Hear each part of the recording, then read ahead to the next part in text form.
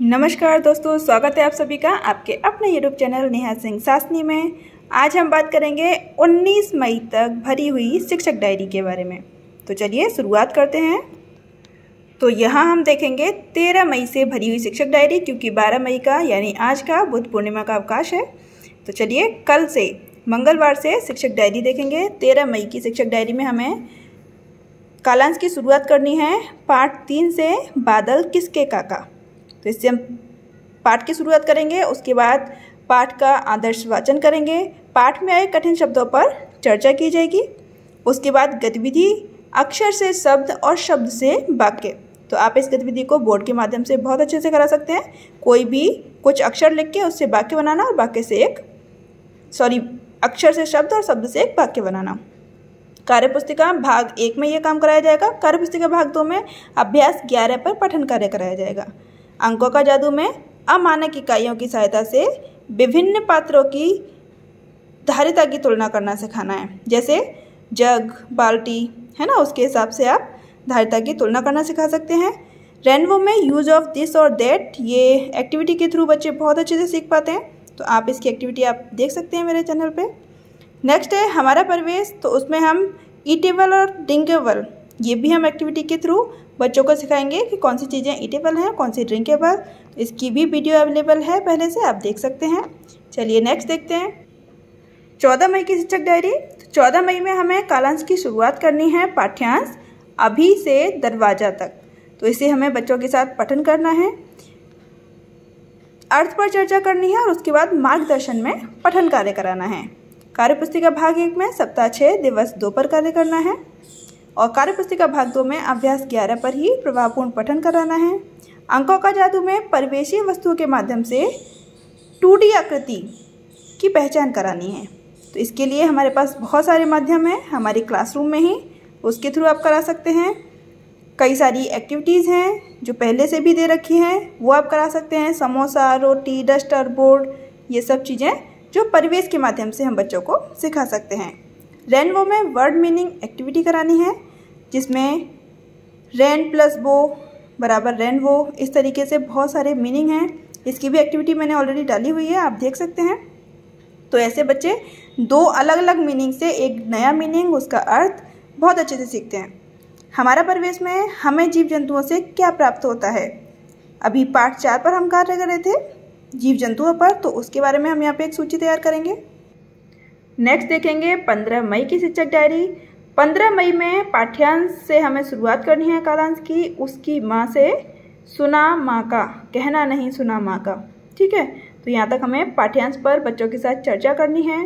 कार्यपुस्तिका भाग 1 में सप्ताह 6 दिवस 3 पर कार्य करना है। कार्यपुस्तिका भाग 2 में अभ्यास 12 का पठन कराना है। तो एक एक बच्चे से अभ्यास 12 का पठन करेंगे।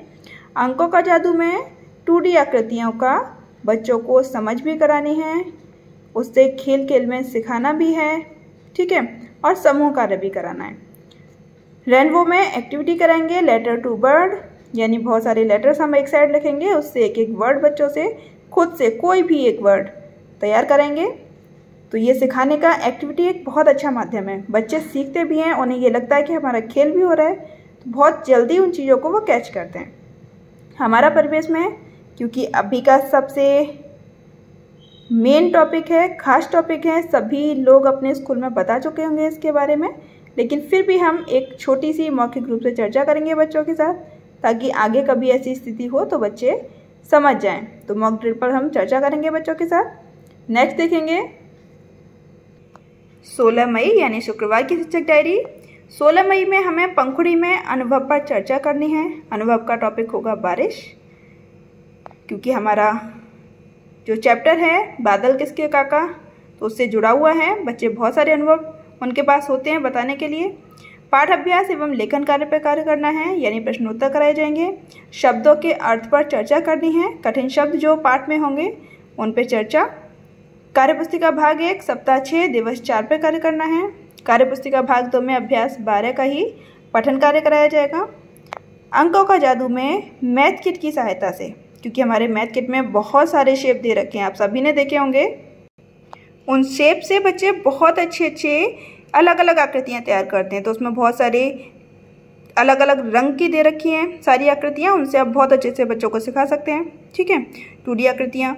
रेनबो में वोवेल्स एंड कॉन्सोनेंट्स पर एक्टिविटी के थ्रू काम कराना है, तो उसके लिए भी एक्टिविटी यानी वीडियो ऑलरेडी अवेलेबल है, आप देख सकते हैं। ठीक है, हमारा परिवेश में हम राष्ट्रीय प्रतीकों पर चर्चा करेंगे, क्योंकि जीव जंतुओं की जब बात चल रही है तो बच्चे वहाँ से अच्छे से कैच कर पाएंगे, तो राष्ट्रीय प्रतीकों पर हम बच्चों से चर्चा करेंगे। नेक्स्ट है 17 मई की शिक्षक डायरी यानी शनिवार की शिक्षक डायरी। तो इसमें शनिवार में हमें सृजनात्मक गतिविधि पे काम करना है, तो क्रिएटिविटी बच्चों में बहुत ज़्यादा है। अगर आप देखेंगे तो हमारे यहाँ प्राइमरी में बहुत क्रिएटिव बच्चे होते हैं, बट उन्हें मौके नहीं मिल पाते। तो यहाँ साइकिल बनाओ काम बताओ, यानी बच्चों से एक साइकिल का हमें चित्र बनवाना है जो हम बोर्ड पे बना सकते हैं। उसके बाद बच्चे साइकिल बनाएंगे और उसके जितने भी पार्ट्स होते हैं उनके नाम लिखेंगे, फिर उनके काम बताएंगे, यानी उन पार्ट्स के क्या क्या काम है वो बच्चों से हम पूछेंगे। तो ये एक्टिविटी है, आप करा सकते हैं और आप देख सकते हैं पेज नंबर 169 पे आपको कार्यपुस्तिका में मिल जाएगी। पाठ की पुनरावृत्ति करानी है जो हम सप्ताह में करा चुके हैं, और प्रश्नोत्तर पर कार्य करेंगे। कार्यपुस्तिका भाग 1 में सप्ताह 6 दिवस 5 पे कार्य किया जाएगा। कार्यपुस्तिका भाग 2 में अभ्यास 12 का प्रभावपूर्ण पठन कराया जाएगा। अंकों का जादू, तो इसमें हम आकृतियों पे काम कर रहे हैं। जंपिंग एक्टिविटी फॉर शेप्स, यानी शेप के लिए जंपिंग एक्टिविटी बहुत अच्छी है, आप करा सकते हैं। जमीन पे चौक से बहुत सारे शेप अलग अलग बना के बच्चों को जंप करा सकते हैं बाय नेम, यानी बच्चे जंप करेंगे और नाम बताएंगे कि ये कौन सी आकृति है। ठीक है, तो बहुत अच्छे से बच्चे यहाँ पे एक्टिविटी के थ्रू सीख सकते हैं। रिमीडियल कार्य कराना है अतिरिक्त सहायता वाले बच्चों के लिए जिन्हें समझ में नहीं आया है, उनके साथ इंग्लिश में यानी रेनबो में हमें नेशनल सिंबल्स पे, क्योंकि अभी हमने हिंदी में काम किया तो इंग्लिश में भी उस पर ईजिली काम हो सकता है, तो नेशनल सिंबल्स पे चर्चा करेंगे। यूज ऑफ ए और एन, तो ए और एन का प्रयोग करना बच्चों को लर्निंग बाय डूइंग करके सीखने पर हम यहाँ कार्य करेंगे, वो भी एक्टिविटी के थ्रू। तो वो एक्टिविटी आपको मिल जाएगी वीडियो में, आप देख सकते हैं। संस्कृत में चित्रपाठ 3 पर कार्य होगा, हिंदी अनुवाद बच्चों को उसका सिखाया जाएगा। एंड लास्ट है 19 मई की शिक्षक डायरी, इसके बाद में ग्रीष्म अवकाश हो जाएगा।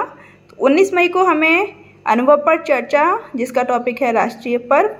राष्ट्रीय पर्व पे हमें बच्चों के साथ चर्चा करनी है कि कब कब विद्यालय में झंडा फहराया जाता है ना, कब कब प्रोग्राम्स होते हैं। तो वो एटलीस्ट 2 डेट तो बता ही पाते हैं, 15 अगस्त और 26 जनवरी। तो हम पे यहाँ अनुभव पे चर्चा करेंगे। उसके बाद साप्ताहिक आकलन कार्य कराना है, क्योंकि अभी हमारा ये सप्ताह कंप्लीट हो रहा है 19 मई को। ठीक है, तो नया सप्ताह हम जून से स्टार्ट करेंगे और 19 मई को सोमवार है, लेकिन मैंने यहाँ पे सैटरडे का काम पूरा किया है, साप्ताहिक आकलन किया है बच्चों का, क्योंकि 12 मई की जो डायरी का एक दिन बच रहा था वो मैंने यहाँ पर ऐड कर दिया है। ठीक है, साप्ताहिक आकलन करेंगे। कार्यपत्रक मैंने सीख लिया, पर साप्ताहिक पुनरावृत्ति होगी जो आपने सप्ताह में कार्य कराया है उसकी। साप्ताहिक आकलन गणित में भी कराना है, हिंदी में भी कराना है। रेनबो में भी हम वीकली टेस्ट पे काम करेंगे। लेट्स टॉक अबाउट यू, बच्चों के बारे में बातचीत करेंगे।